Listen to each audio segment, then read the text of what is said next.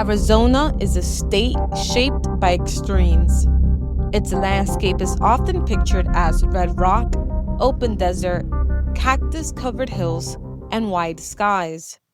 But the environment is much more varied than that. Each region has its own climate, terrain, and character, making Arizona one of the most visually diverse places in the American Southwest. Much of Arizona is known for its desert climate, especially in the lower elevations. In these areas, the air is often dry, rainfall is limited, and the sun can be intense for much of the year. Summer temperatures can climb very high, especially in places like Phoenix, Yuma, and the surrounding desert basins. The heat can linger well into the evening, and the landscape often appears sun-baked, with sandy washes, rocky ground, and desert plants adapted to long stretches without water. As the elevation rises, the environment begins to change. Higher areas can be cooler, greener, and more forested. In parts of northern and eastern Arizona, pine trees, mountain ridges, and high country meadows replace the dry desert scenery. These elevated regions can see cold winters, snowfall, and sharp temperature changes between day and night. A person can travel from hot desert terrain to cool mountain country in just a few hours, which is part of what makes the state so unique. Arizona's weather can also shift quickly depending on season and elevation. The state is known for hot, dry summers, but it also has a monsoon season, usually bringing sudden thunderstorms, heavy rain, lightning, and flash flooding. Dry creek beds and washes can fill with water fast during these storms. In winter, northern and higher elevation areas may see snow, while lower desert regions stay much milder. The plant life reflects these differences in climate. In the desert, saguaros, prickly pear, mesquite, palo verde, and creosote bushes are common. These plants are built to survive dry conditions and strong sun. In the higher elevations, the scenery changes to ponderosa pines, junipers, oaks, and other vegetation that thrives in cooler temperatures. This mix of desert and mountain ecosystems give Arizona a landscape that can feel completely different from one region to the next. Arizona is also known for its dramatic geology. Red rock formations, cliffs, mesas, canyons, and volcanic features appear across the state. The Grand Canyon is the most famous example, but Arizona has many other rugged and striking landscapes shaped by wind, water, erosion, and time. The land often carries deep colors, from rust red stone to pale sandstone, dark volcanic rock, and golden desert floor. Its climate and terrain make it one of the most distinctive landscapes in the United States.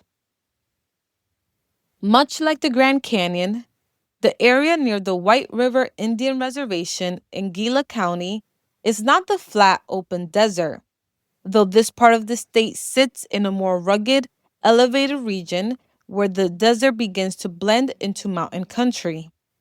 The scenery is made up of winding roads, rocky hillsides, deep washes, scattered trees, creek beds, and wide stretches of remote land.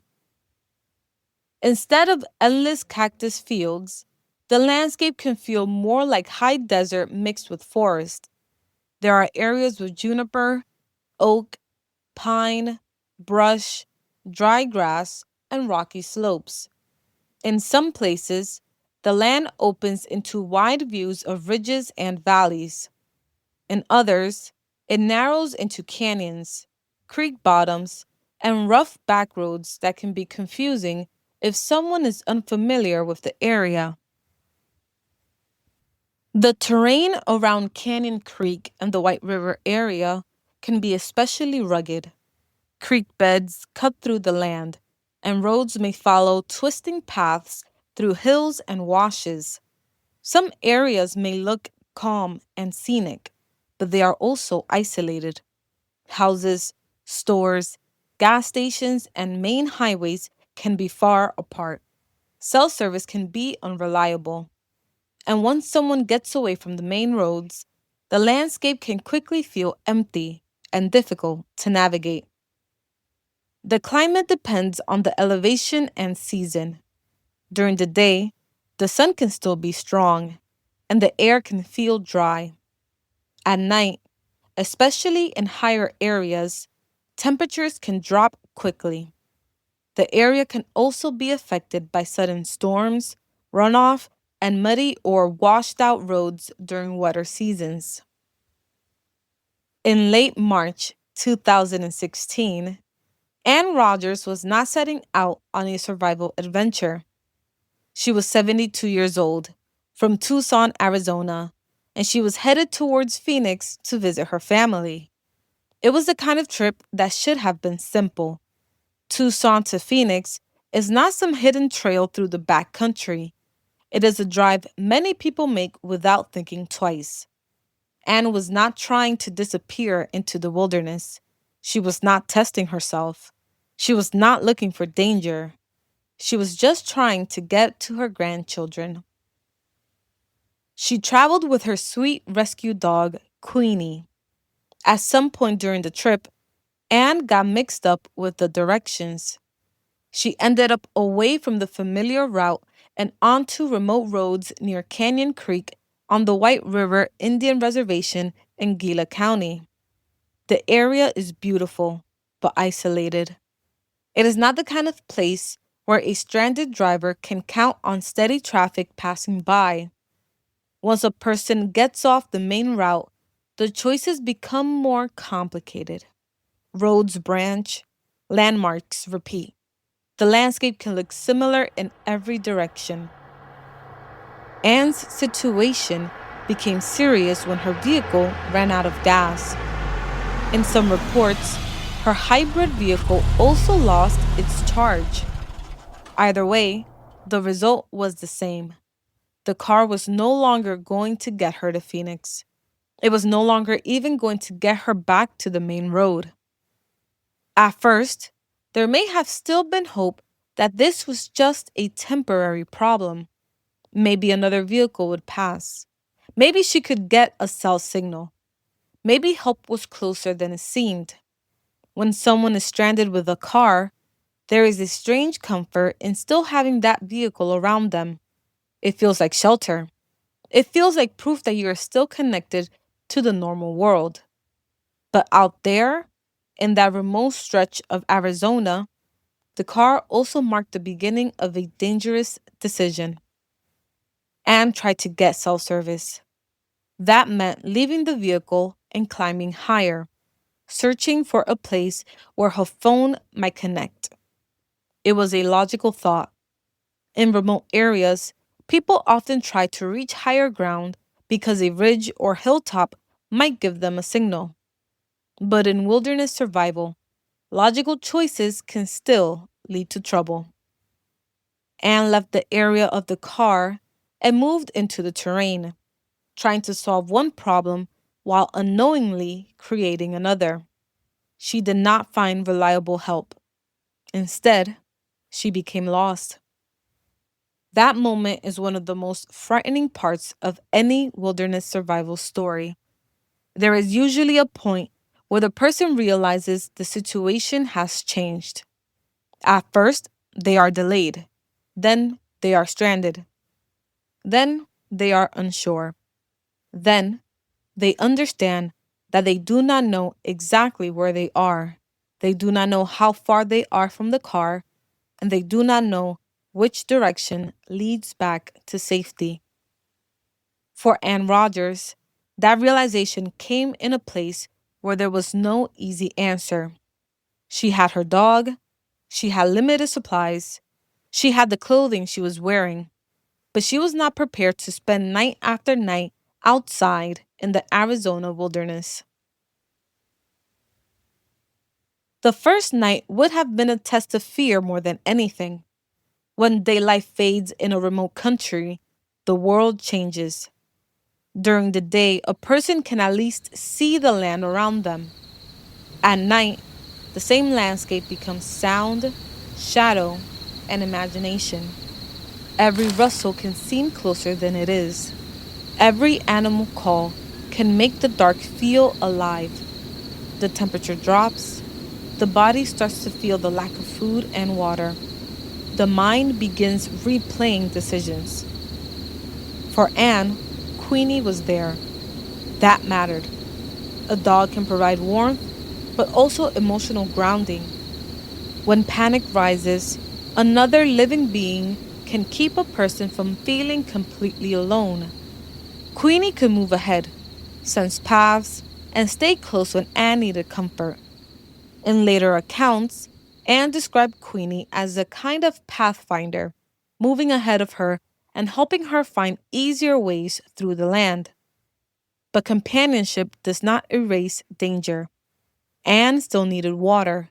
She still needed food. She still needed to be seen. In Arizona, water is everything. A person can go much longer without food than without water, especially in dry conditions. Even if the weather is not at the hottest point of summer, dehydration can set in quickly when someone is walking, climbing, sweating, and sleeping exposed. The mouth dries, the head aches, the body weakens. Decisions become harder. A person may start making choices they would not make if they were rested, fed, and hydrated. Anne survives by drinking from natural water sources, including pond or creek water. That alone shows how desperate survival can become. In everyday life, most people would never drink untreated water from the wilderness. They would worry about bacteria, parasites, or getting sick. But when the choice is untreated water or no water, survival forces a person into decisions they would normally avoid. Every drink becomes a risk, but not drinking is a bigger risk. Food was another challenge. Anne ate plants she found in the wilderness. She had some knowledge of desert plants and edible vegetation, which likely helped her make better choices. But wild food is not simple. Many plants can make a person sick. Some are dangerous. And even edible plants may not provide much energy. Eating enough to truly sustain the body is difficult when a person is moving through unfamiliar land, already tired, already under stress, and trying not to make a mistake. As the days passed, Anne had to keep thinking. This is one of the reasons her story is so powerful. Survival is not only about enduring, it is about continuing to make decisions when each day makes the body weaker. She had to think about where to go, when to rest, how to find water, how to keep warm, how to avoid injury, and how to increase her chances of being found. One of the hardest parts of being lost is that movement can either save you or make things worse. Staying in one place can help searchers find you if they know where to look. But if no one knows your exact location, staying still can feel impossible. Moving might bring you closer to water, a road, or a place where aircraft can see you. But moving also burns energy, increases dehydration, and can take you farther away from the last known location. Anne was caught in that survival trap. Her car had eventually been found, but she was no longer with it. Searchers knew she was missing, but the wilderness around Canyon Creek was large and difficult to cover. From the ground, search teams had to deal with rough terrain and limited access. From the air, Crews had to scan vast stretches of land where a person could be hidden by trees, canyon walls, or shadow. Meanwhile, Anne was still out there. By the third day, the situation would have become more serious. Hunger, thirst, cold nights, and exhaustion do not stay separate. They pile on top of each other. The body becomes slower, the feet hurt, muscles ache, sleep is broken. A person can become emotionally worn down just from the constant need to survive another hour. Anne also had to care about Queenie. A dog in the wilderness needs water, rest, and food as well. But Queenie was also helping her. Dogs can find easier routes because they naturally look for paths through the terrain. They can sense movement and water. They can provide warning, comfort, and warmth. In Anne's story, Queenie was not just a pet in the background. She was part of why Anne kept going. At some point, Anne created a distress signal. Using sticks and rocks, she spelled out the word help on the canyon floor. That choice was simple, but brilliant. In a wilderness search, visibility matters. A person on the ground may be almost impossible to see from the air, especially if they are under trees or near rocks that break up the shape of the human body. But letters made large enough on open ground can catch the attention of a helicopter crew. Under one of the rocks in the distress signal, Anne left a handwritten note. According to reports, the note was dated April 3rd and said she was running out of food and water and was continuing down the canyon. That note was important because it gave searchers more than a signal that someone had been there. It gave them direction. It showed that Anne was alive at least at that point, and it suggested where she might have gone next. But even with a clue, rescue was not immediate. That is another difficult part of this story. Anne made the right move. She created a visible signal, she left information, but she still had to survive after making it.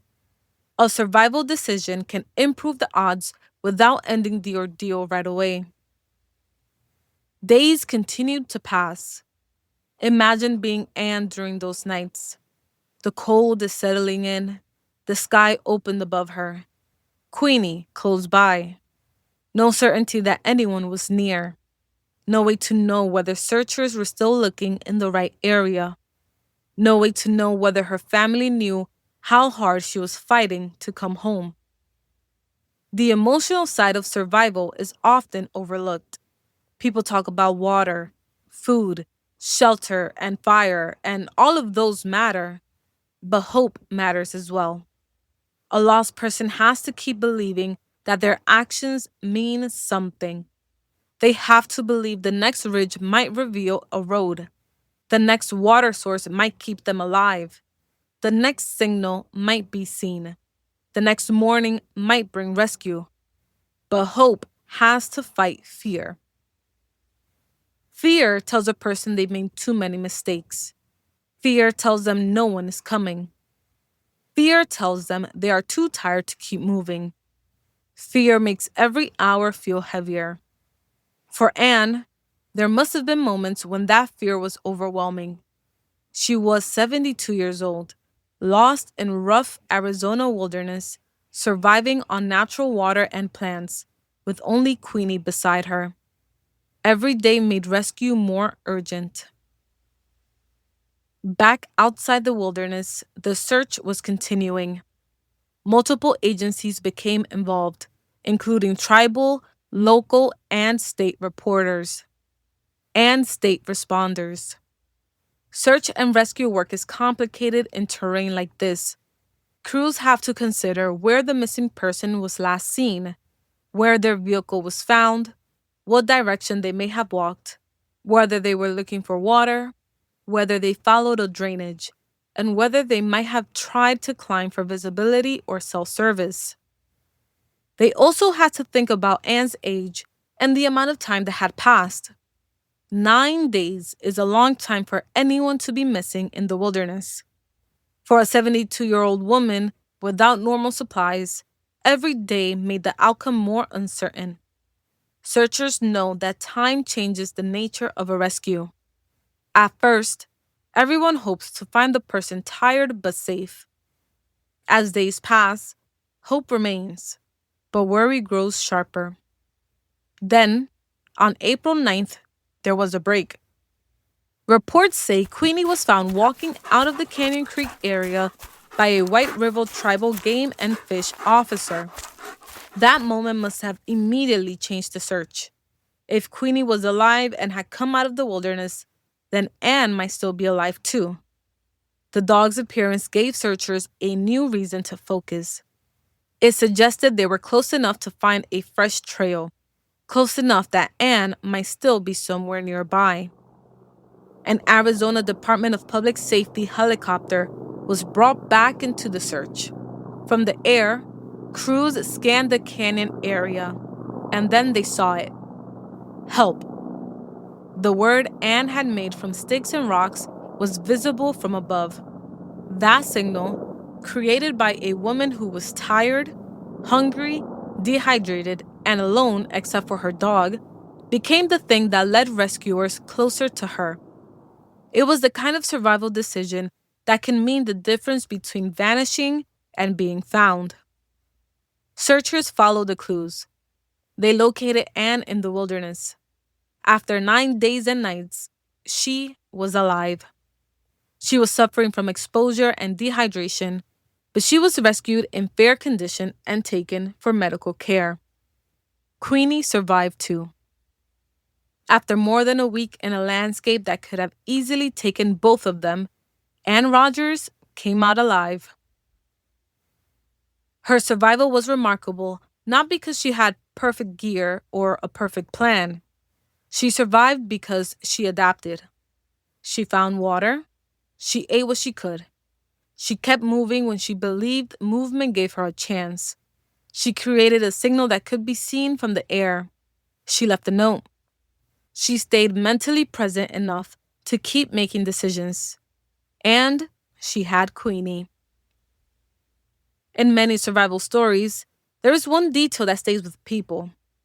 In Anne's case, it is hard not to picture her and Queenie moving through that rough Arizona country together. A 72-year-old woman and her rescue dog trying to find their way through canyons and ridges, sleeping in the cold, searching for water, and holding on through each day. Queenie's role in the story makes it more than a wilderness survival account. It becomes a story about the bond between a person and their beloved dog. Queenie helped Anne find paths through the terrain. She stayed with her through the nights. She eventually walked out, which helped bring searchers back to the area. It is impossible to separate Anne's survival from the fact that she was not truly alone. The Arizona wilderness is beautiful, but beauty can be misleading. A canyon can look peaceful from a distance and become a trap from the ground. A creek can offer water while pulling a person deeper into a remote country. A ridge can promise a view, but exhaust the body before it gives any answers. The same landscape that draws people in with its colors and silence can become deadly when someone is lost. Anne Rodgers survived by taking the situation one step at a time. She searched for water, found ways to stay warm, kept Queenie close, and continued making choices that gave her a chance to be found. Even when she was tired, hungry, and unsure of what would happen next, she used what she had around her. She created a sign, left a message for rescuers, and kept moving through the wilderness as best as she could. After 9 long days, the help she had been hoping for finally came. And when Anne was lifted out of the wilderness, her story became one of those rare survival accounts where the ending offers relief instead of tragedy. A woman who had been missing for more than a week was found alive. Her dog survived. Her family got her back. The searchers found the sign she had made with her own hands. The wilderness had tested her, but it had not taken her. It was about using what she had, trusting her instincts, and holding on long enough for help to find her. A wrong turn took Anne Rodgers into the wild, and somewhere in that wide, rugged Arizona landscape, the word help spelled out in sticks and rocks became the message that turned a desperate fight into a rescue for her and her beloved Queenie.